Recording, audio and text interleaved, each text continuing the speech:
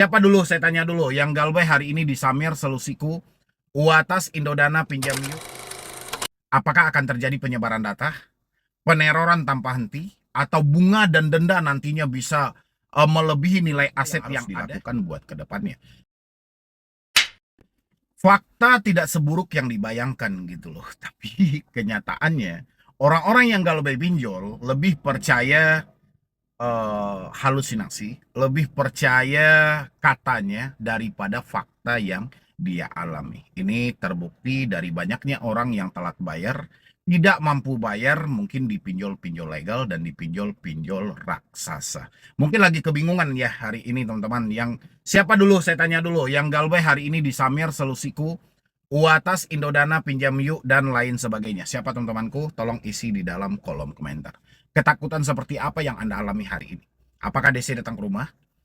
Apakah akan terjadi penyebaran data, peneroran tanpa henti, atau bunga dan denda nantinya bisa melebihi nilai aset yang ada sampai melebihi harga rumahmu? Siapa yang selalu berpikir seperti itu, teman-temanku? Ya, sekarang kita bahas apa yang harus dilakukan buat ke depannya.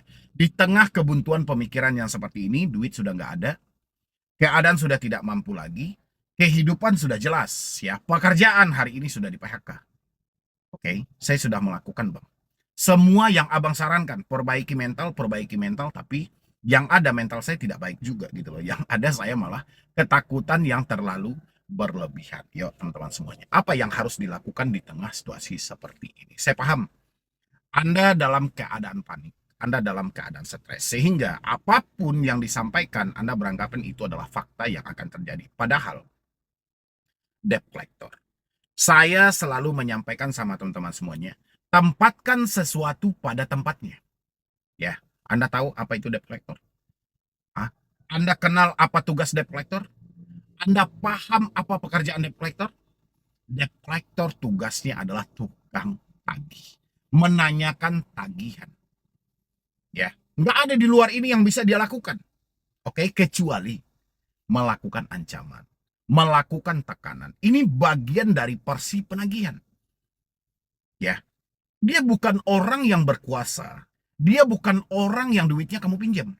Dia hanya orang yang diwakilkan atau yang mewakili perusahaan itu atau perpanjangan tangan dari sebuah perusahaan, ya khususnya lembaga jasa keuangan atau penyelenggara tadi, untuk menanyakan kenapa belum melakukan pembayaran. Jadi dia nggak bisa melakukan penarikan aset, membawamu ke jalur hukum, mengancammu ke penjara, itu nggak ada teman-teman. Yang bisa dilakukan adalah hanya omong kosong, katanya. Tapi teman-teman ini selalu takutnya terlalu berlebihan. Saya rasa teman-teman, hal yang harus Anda lakukan hari ini ya memang tepat juga. Kalau Anda bilangin mental Anda tidak bisa diajak kompromi, pemikiran yang selalu kacau, kenali penyebabnya. Berulang-ulang kali saya sampaikan, penyebabnya harus Anda cari tahu. Apa penyebab sebenarnya sehingga mental ini tidak bisa diajak kompromi sama sekali? Teman-teman harus temukan hal ini gitu loh. Nggak bisa Anda, Bang, mental saya nggak baik-baik saja, Bang. Iya, saya paham mental kamu tidak baik-baik saja. Cuman apa yang menyumbang sehingga mental kamu itu jadi tidak baik? Ini harus ditemui, teman-teman semuanya. Itu semua, teman-temanku. Saya ulangin lagi, ini dari sini. Kenapa mental kamu itu jadi tidak baik? Kenapa pemikiran itu jadi nggak sinkron? Kenapa hati jadi nggak nyaman? Karena ini. Ini apa? Headphone. Apa hubungannya, Bang? Ada dong. Gara-gara telepon kamu takut.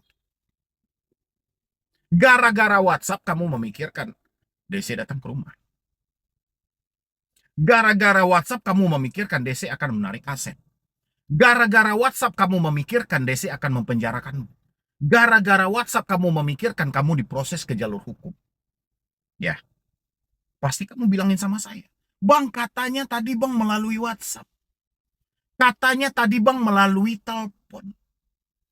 Katanya tadi Bang melalui email.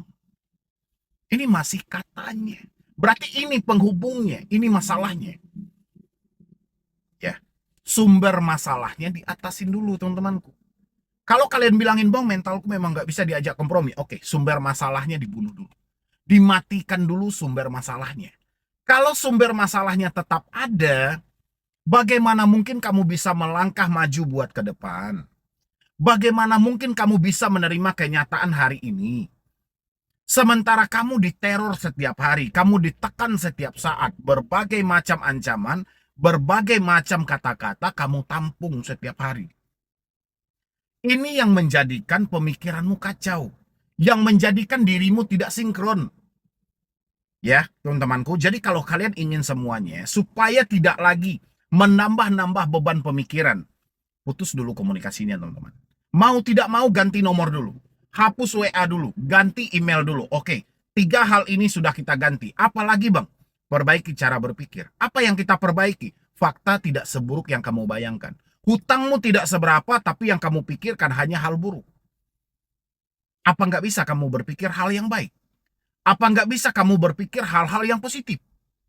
Ya, karena setelah handphone ini diselesaikan, teleponnya diganti, WhatsApp dihapus, email juga, pikiran juga penting. Ya, kalau semua itu sudah kita ganti tapi pemikiran masih tetap sama, konsepnya sama aja. Oke, jangan lumpuhkan mentalmu dengan pemikiran-pemikiran yang tidak-tidak. Jangan terlalu percaya semua pemikiran buruk yang ada. Ya, yang kedua adalah terima kenyataan hari ini. Ikhlas menerima takdir. Ini sudah perjalanan hidup. Kenyataannya keadaanlah yang mengantarkan kamu sehingga kamu terjebak dalam permasalahan yang besar ini. Keadaan, bukan keinginan, ini keadaan. Makanya saya selalu tanyain sama teman-teman, Anda ini tidak mampu bayar atau tidak mau bayar? Ya, kalau tidak mampu bayar itu real karena keadaan. Memang gak ada duit, apa yang mau dibayarkan? Tapi kalau tidak mau, ini beda lagi. Pura-pura dia menjadi korban, padahal dia pelaku, dan dia sengaja mencari video orang-orang untuk berlindung. Itu beda lagi, teman-teman. Ya, dan saya rasa teman-teman hari ini itu karena keadaan, karena ketidakmampuan, tapi karena pemikiran melampaui fakta yang terjadi, ini yang kacau. Bang, nanti setelah saya ganti nomor saya, keluarga saya gimana? Kontak darurat saya gimana? Teman-teman saya gimana? Itu pemikiranmu terlalu melampaui, terlalu jauh buat ke depan. Ngapain kita berpikir terlalu jauh buat ke depan, yang mana itu merusak cara kita berpikir, akan melumpuhkan mental kita untuk jangka panjang. Mendingan kita pikirkan apa yang bisa kita lakukan hari ini. Langkah kecil apa yang bisa kita lakukan hari ini untuk melakukan perubahan dalam hidup kita. Apakah itu mulai mencari kerja, atau mulai untuk menenangkan diri, atau mulai mencatat semua kesalahan yang pernah terjadi dengan nawa itu untuk merubah hidup. Ini jauh lebih baik. Ya, Anda ini tidak gagal, teman-temanku. Cuman, ya, Anda itu malas untuk berangkat keluar. Oke, karena banyak hal yang Anda topang dalam kepala. Kalau saya keluar, jumpa DC gimana? Kayak gini gimana? Kayak gini gimana? Makanya selalu negatif yang keluar. Sekarang positive thinking. Apa yang bisa kita lakukan hari ini? Lawan semuanya. Karena selagi kamu berusaha, kamu belum gagal. Tapi kalau kamu tidak berusaha sama sekali, itu baru kacau. Kamu sudah kalah, teman-temanku. Ya. Berapa kali saya sampaikan dalam video, dalam live saya sampaikan.